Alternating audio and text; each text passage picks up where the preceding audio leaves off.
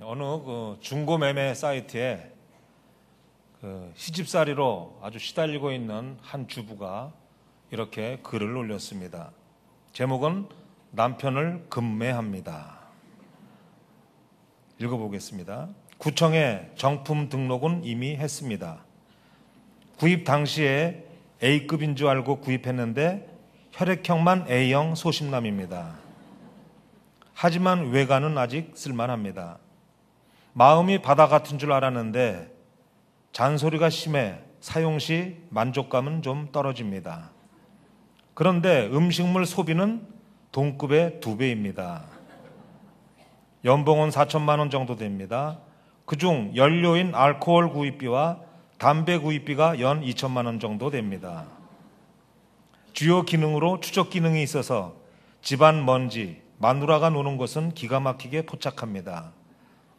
탁월한 음성 녹음 기능이 있어서 옛날에 제가 실수했던 말을 기가 막히게 잘 재생합니다.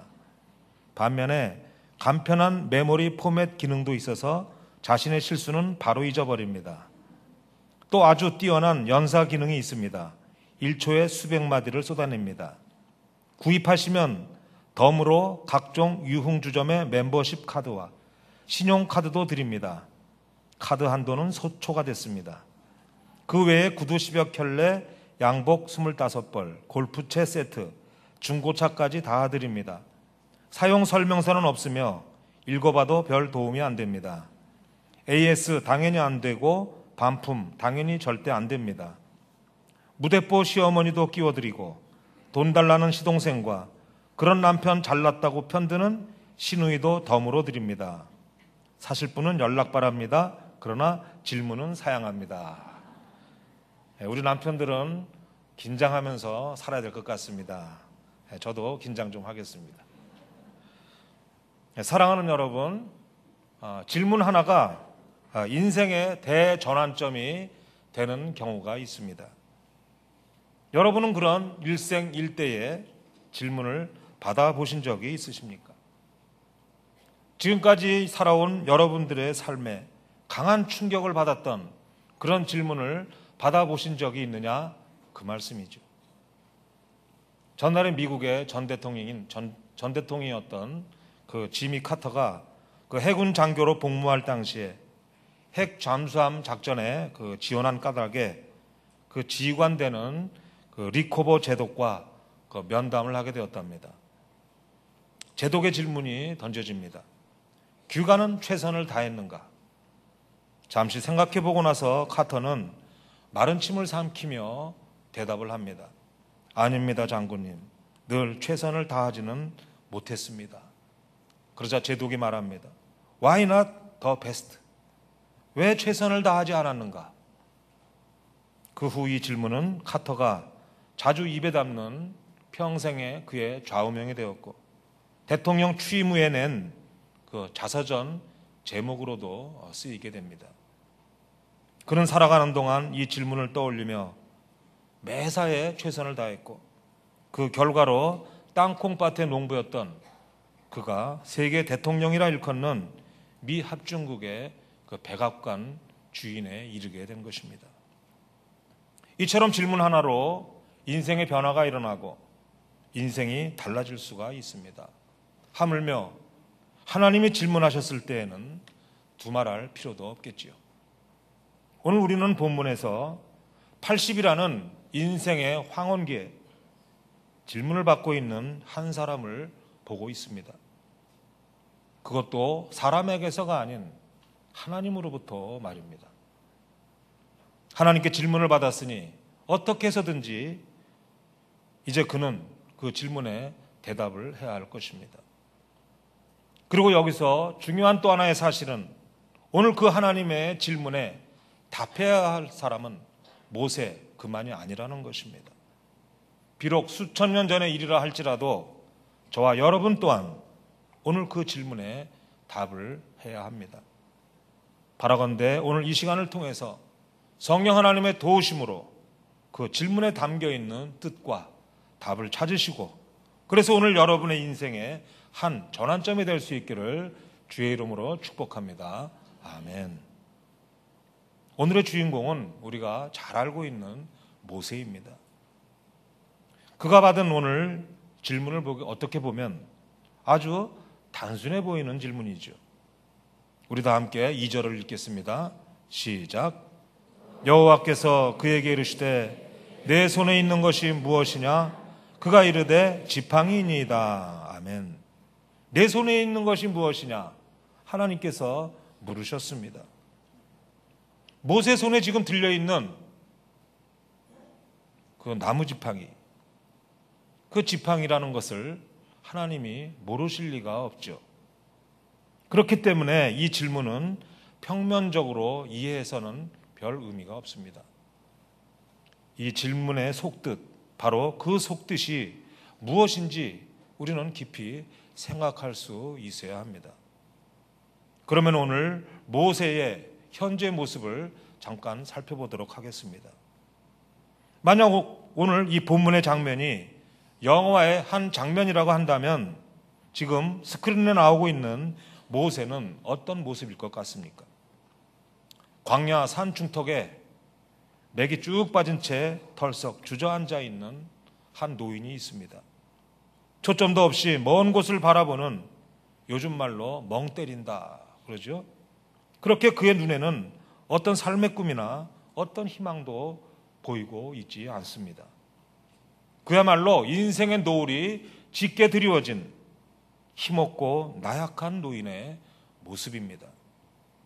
이 노인은 이렇게 지난 40년 동안을 양을 치면서 살아왔습니다.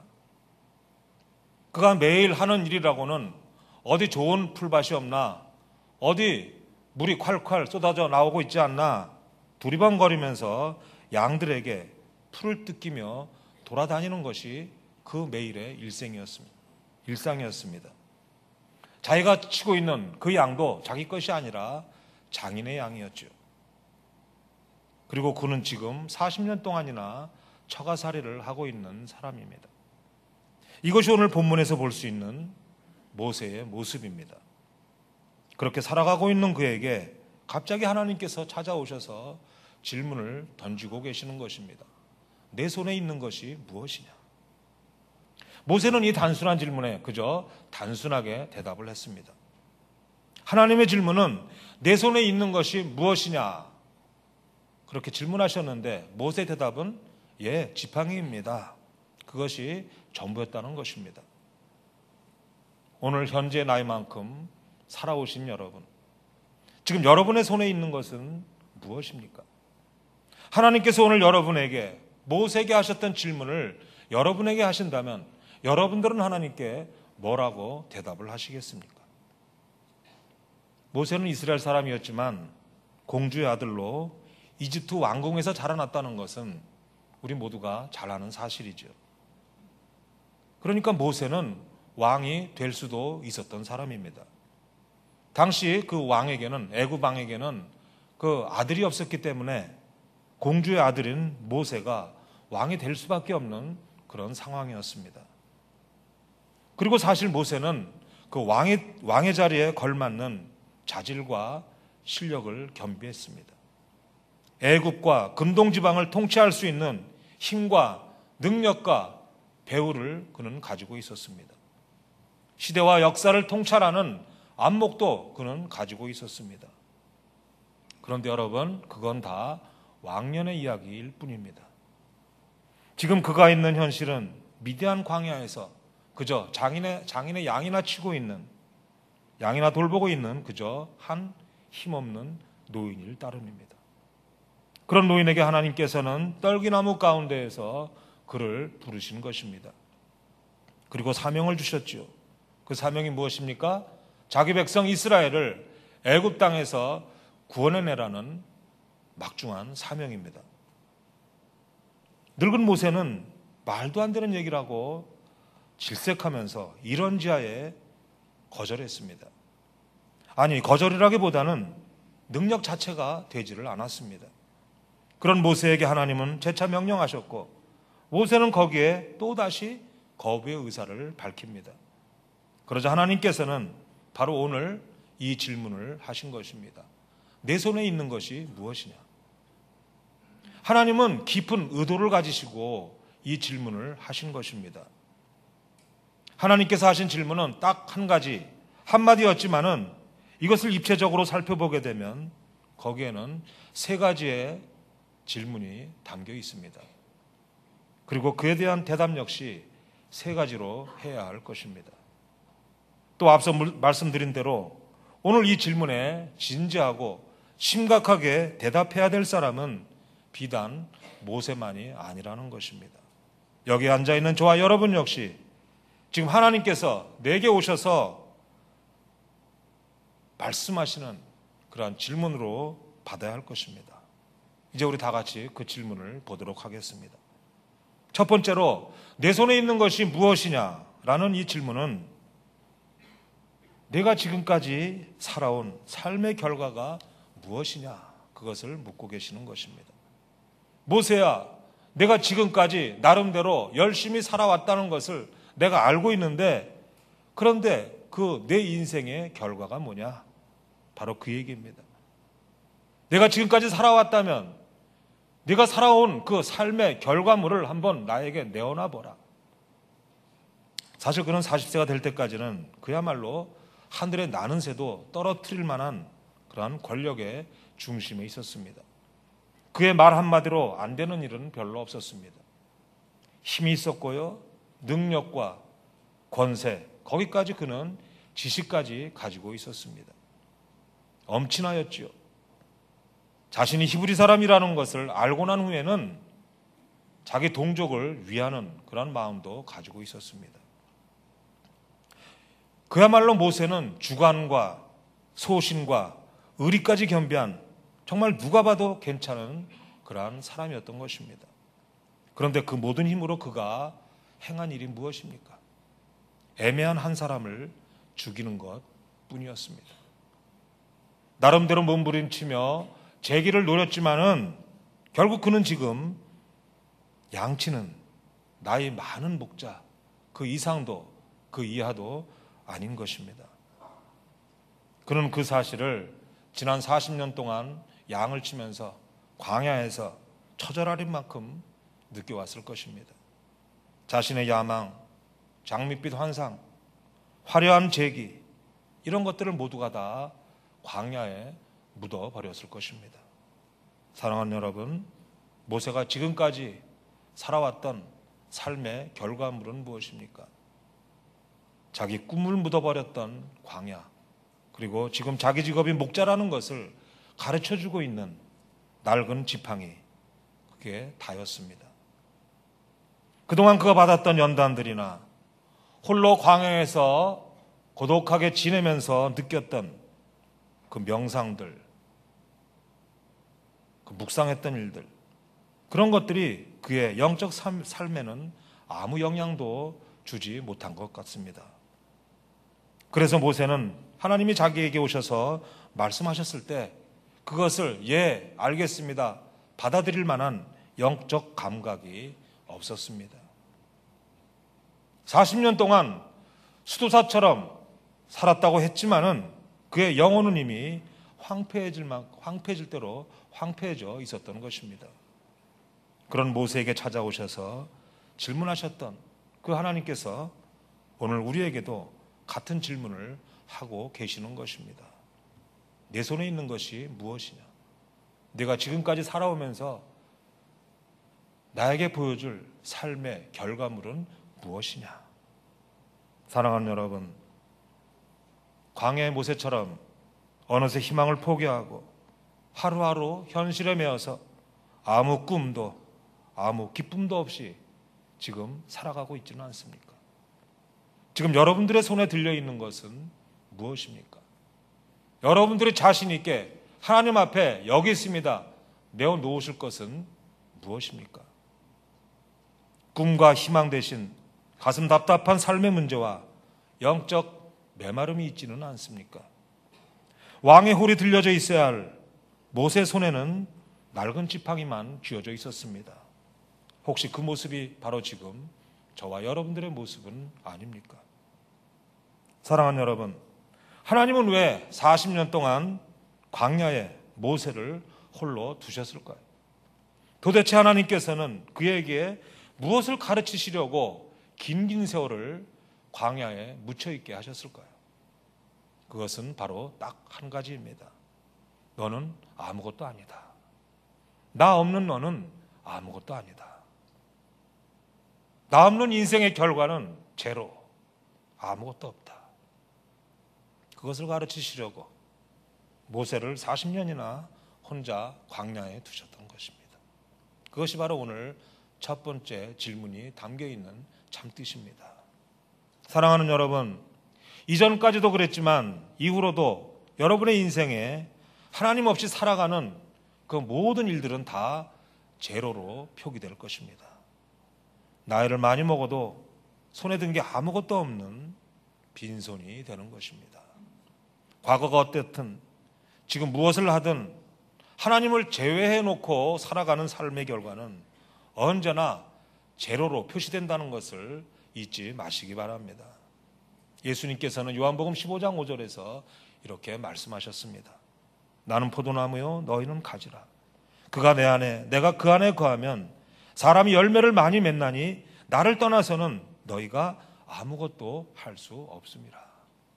나를 떠나서는 너희가 아무것도 할 수 없음이라. 나를 떠나서는 너희의 인생은 제로와 같다, 이 말씀이죠.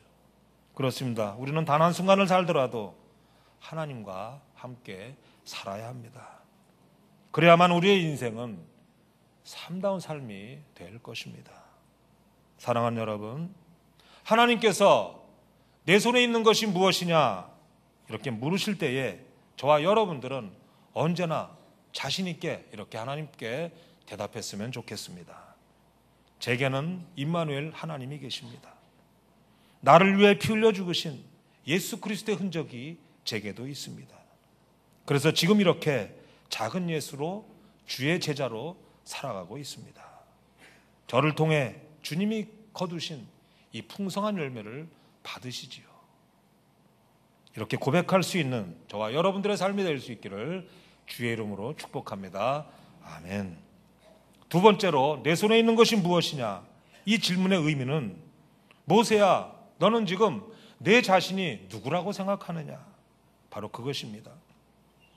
사실 전에 모세는 자신을 잘 알고 있다라고 생각했을 것입니다. 그가 애굽의 왕국에서 훈련을 받고 있었지만은 자기는 히브리 사람이었기에 자기 민족의 지도자가 될 것을 자처했습니다.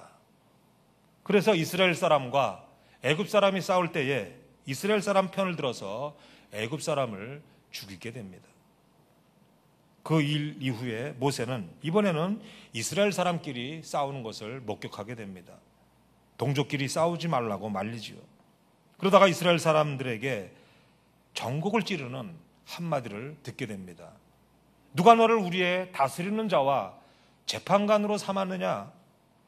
이 말을 들은 모세는 큰 충격을 받게 됩니다. 아마 모세의 혈액형이 A형이 아닌가 생각이 됩니다. 저도 A형입니다. 어쨌든 자기 스스로는 애굽의 노예 생활로부터 민족을 해방시킬 사람이다 이렇게 여겼는데 그건 어디까지나 자기 생각일 뿐이었습니다. 동족들은 전혀 그렇게 생각하지 않았던 겁니다. 충격 먹은 모세는 자기가 아무것도 아니라는 것을 깨닫고 광야로 도망가서 그리고 40년이 지나게 된 것입니다. 광야에서 그는 꿈도 목표도 사명도 다 접어버린 양치는 목자, 그 이상도 그 이하도 아니라는 것을 가슴 절절히 깨닫게 된 것입니다. 그런 그에게 하나님이 찾아오셔서 모세야, 이스라엘 백성들을 위해서 이제 내가 너를 애굽 왕에게 보내겠다 지금 말씀하신 것입니다. 그때 모세가 뭐라 그럽니까? 아니요, 그 일은 제 일이 아닙니다. 저는 그런 사람이 못 됩니다. 과거 한때는 그럴 가능성이 있다라고 생각했지만은 지금은 결코 아닙니다. 지금 저는 단지 목자일 뿐입니다. 그런 제가 민족을 구하다니요, 다른 사람을 찾으시죠 하나님. 그렇습니다. 모세가 하나님의 사명을 거절한 이유는 자기 스스로를 평범한 목자다 이렇게 여겼기 때문입니다. 어쩌면 모세는 이제야 참 자기를 알게 된 것인지도 모르겠습니다. 그래서 하나님께서 처음 그를 부르셨을 때 그가 제일 먼저 이렇게 대답한 것입니다. 하나님, 제가 누구입니까?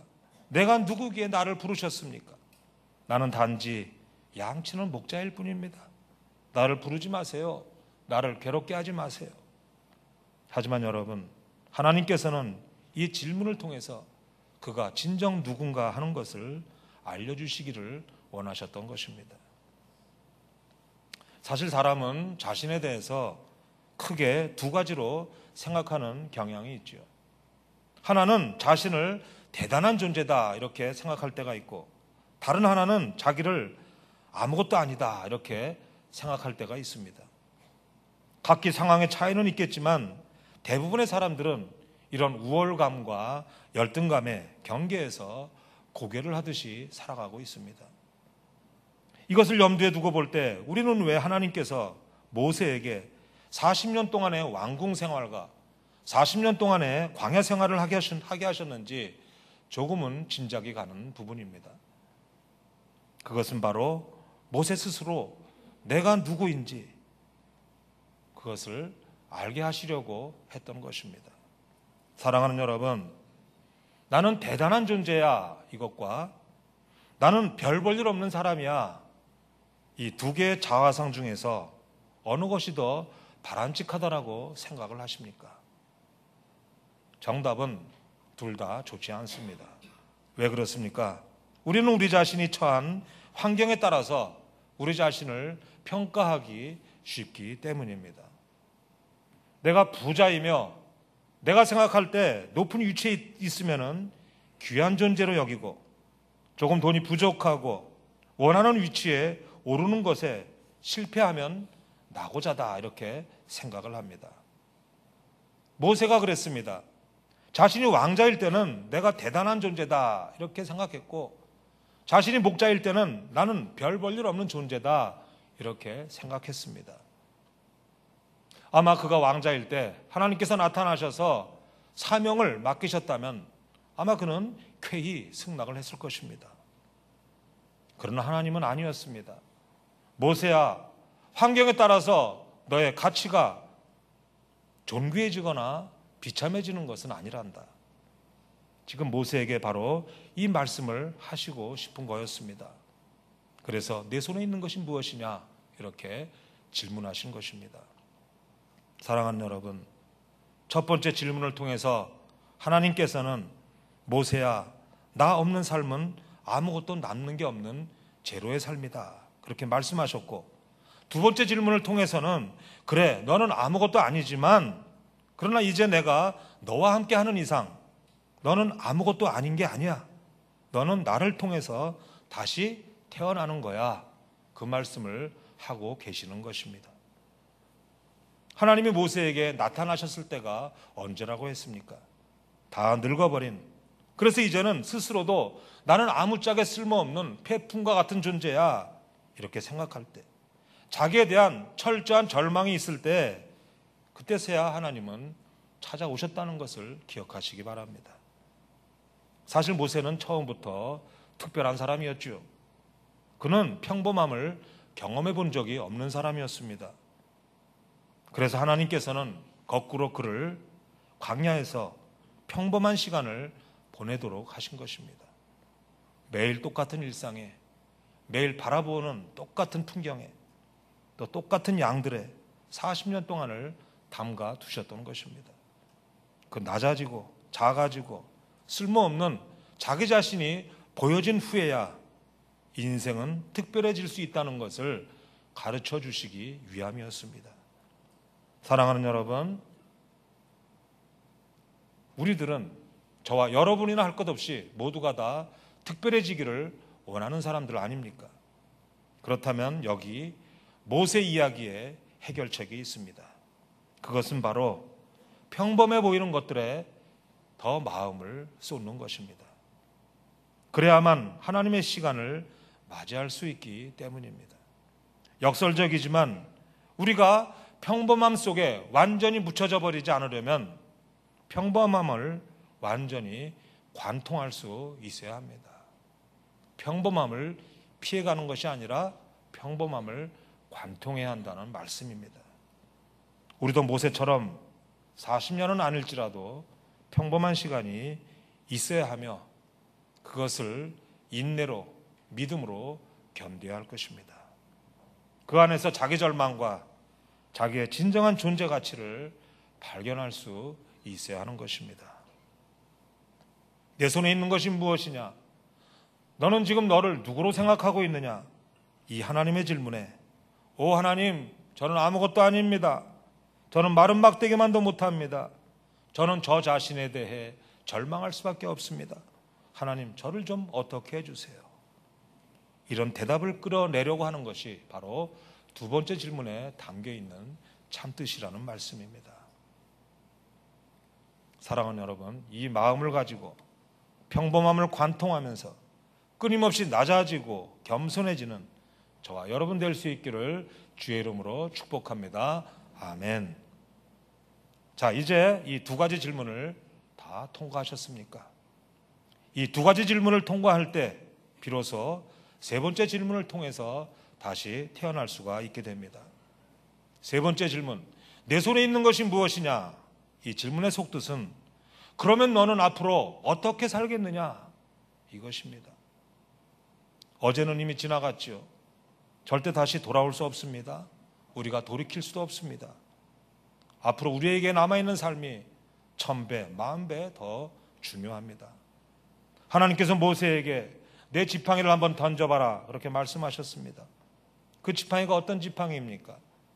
모세 땀이 배어있는 낡은 나무 지팡이에 불과합니다. 그 지팡이를 말씀대로 모세가 땅에 던지지요. 지팡이가 뱀으로 변합니다. 모세는 뱀으로 변한 지팡이를 보고 어떻게 할지 몰라 쩔쩔맵니다. 그가 할 수 있는 일이란 그저 뒤로 물러서는 것밖에는 할 수 없었습니다. 그때 하나님께서 모세에게 뱀의 꼬리를 잡으라고 하시죠. 뱀이라는 동물은 머리를 잡아야지 꼬리를 잡으면 물립니다. 하지만 모세가 꼬리를 잡았을 때 뱀은 다시 지팡이가 되었습니다. 뿐만 아니라 모세를 향해서 내 손을 한번 품 안에 넣어봐라, 빼봐라 했더니 손에 문둥병이 발했습니다. 다시 한번 품에 넣었다가 빼봐라, 다시 새 살로 돌아왔습니다.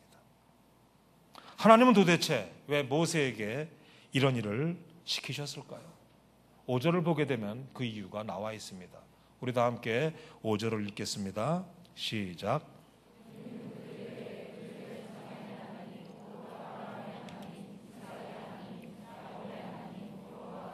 내게 나타난 줄을 믿게 하려 함이라 하시고 아멘.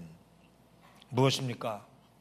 지금까지 이스라엘을 지켜오신 분이 하나님이었다는 것을 모세를 통해서 이스라엘 백성들에게 알려주시기 위함인 것입니다. 천지를 창조하신 분이 하나님이시고 아브라함을 가나안으로 인도하신 분도 하나님, 베델에서 야곱에게 나타나신 분도 하나님, 요셉을 애굽의 총리로 만드신 분도 하나님, 모세가 태어나기 전부터 알고 계셨던 분도 하나님이라는 사실을 이스라엘 백성들에게 모세로 하여금 알려주시기 위함이었다는 것입니다. 하나님께서는 모세로 40년 동안 왕국에서 지도자 훈련을 받게 하셨습니다. 그리고 40년 동안은 광야에서 자신의 실존을 깨닫게 하셨습니다. 그리고 이제 그에게 마지막 남은 40년 동안 이스라엘 백성들을 광야로 직접 이끌게 하신 것입니다. 사랑하는 여러분, 모세의 삶을 보여주는 실패와 깨진 꿈의 상징이었던 지팡이가 나중에 하나님 앞에 높이 들려지게 된 것을 우리는 성경을 통해서 잘 알고 있습니다. 그 지팡이로 넘실대는 홍해를 가르며 반석에서 물이 나게 하셨으며 그 들리운 지팡이를 보는 자마다 구원을 얻게 하셨습니다. 바로 그 하나님이 이 시간 저와 여러분들을 초청하신 것입니다. 우리의 과거와 실패와 낙심과 절망조차도 하나님께서는 당신의 목적을 위해 사용하실 것입니다. 우리에게 일어나는 어떤 일도 버릴 것은 아무것도 없습니다. 여러분 지금까지 살아오면서 얼마나 수많은 고통과 환난을 경험하셨습니까? 그 모든 것들도 다 하나님께서 사용해 주실 것입니다. 모세의 실패조차 아름답게 쓰신 것처럼 하나님은 별 볼 일 없는 것 같았던 저와 여러분들의 그 모든 삶의 매듭매듭마다를 다 사용하신다는 것입니다. 자, 이제 우리들을 돌아보시기 바랍니다. 그동안 여러분의 지경이 얼마나 넓어졌습니까? 물론 앞으로도 우리는 실패할 수 있고 낭망에 빠질 수도 있습니다. 그러나 거기에 빠져서 헤어나오지 못하는 것은 우리가 취할 모습이 아닙니다. 우리를 향하신 신실하신 하나님의 따뜻하고 세심한 손은 변함없이 우리를 위해 일하고 계실 것입니다. 그러나 여러분, 반드시 한 가지 기억할 것이 있습니다. 우리들의 삶이 하나님과 동행하는 삶이라면 하나님은 끝까지 우리들을 포기하지 않으실 것입니다. 사랑하는 여러분, 지금 여러분들 손에 들려있는 것은 무엇입니까? 여러분들이 하나님 앞에 내어드릴 수 있는 것은 무엇입니까? 부족한 재능입니까? 연약한 믿음입니까? 당장 바닥나버린 은행의 잔고입니까? 자신에 대한 처절한 실망입니까? 또는 사람들로부터 받은 마음의 상처입니까? 그게 무엇이든 이 시간 다 하나님께 내려놓으시기 바랍니다.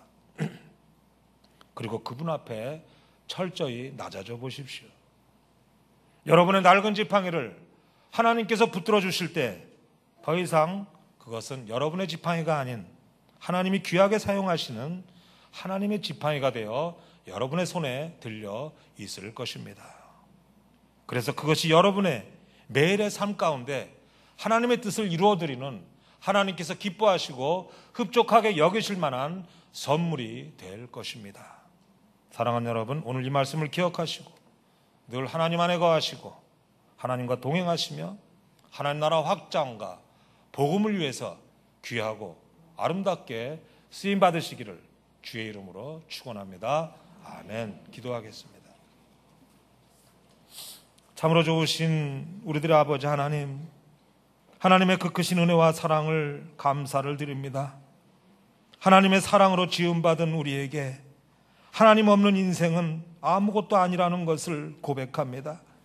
허무하고 고통스럽게 흘러가는 인생 가운데 찾아와 주셔서 내가 너와 함께 하시겠다고 말씀하시며 우리의 손을 잡아주시는 그 하나님, 우리가 그 손을 잡기를 원합니다. 우리의 생각과 꿈이 아닌 하나님의 생각과 꿈으로 채워주시고 우리를 인도해 주옵소서. 우리 인생의 주인이 되어 주옵소서. 우리 각자에게 주신 사명에 아멘으로 순종하며 우리에게 주신 하나님의 지팡이로 주를 섬기며 기쁘게 사명을 감당할 수 있도록 하나님의 은혜로 빛나는 인생, 복음의 능력 누리고 전하는 인생 될 수 있도록 복을 내려 주옵소서. 감사드리며 예수 그리스도 이름으로 기도하옵나이다. 아멘. 참 좋으신 하나님, 참 좋으신 아버지 하나님, 그 크신 은혜와 사랑에 감사를 드립니다. 날마다 우리에게 크고 놀라우신 은혜를 베풀어 주셔서 지켜 보호하여 주시고 하나님의 평강 가운데 살게 하여 주셔서 감사를 드립니다. 이 시간 거룩하신 하나님 앞에 올려드릴 수 있는 우리의 마음과 예물을 허락하여 주셔서 감사를 드립니다. 우리에게 만입이 있다 한들 어찌 그 받은 은혜를 말로 다 표현하며 우리가 지금 가진 것들을 모두 다 드린다 한들 어찌 그 사랑에 미치게 했습니까마는 작은 물질이나마 하나님을 사랑하는 마음으로 정성을 다하고 힘을 다하여 올려드리오니 참 좋으신 아버지 하나님, 이 예물과 예물에 담긴 하나님을 향한 우리들의 마음을 기쁘게 받아 주옵소서.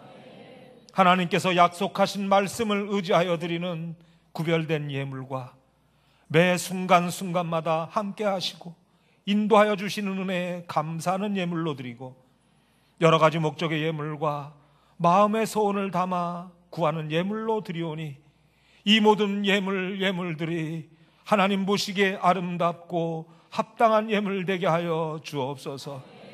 드린 손길마다 축복하시사 하늘의 신령한 복으로 땅에 기름지고 풍성한 복으로 넘치도록 채워 주옵소서.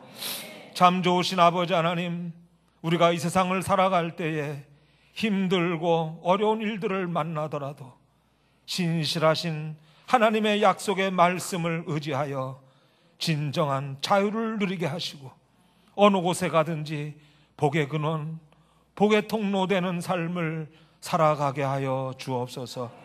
우리의 가정과 일터와 자녀들을 축복하셔서 하나님께 영광 돌리는 일들로 풍성하게 하여 주시기를 간절히 원합니다.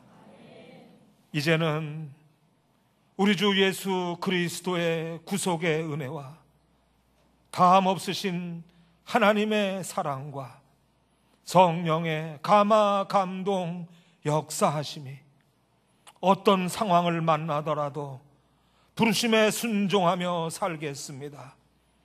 하나님께서 내게 주신 사명 따라 감사하며 살겠습니다. 고백하고 결단하며 나가는 사랑하는 주의 백성들과 우리 주사랑 교회 위에, 이 나라 이 민족 위에 이제로부터 영원토록 함께하여 주시기를 간절히 축원하옵나이다. 아멘.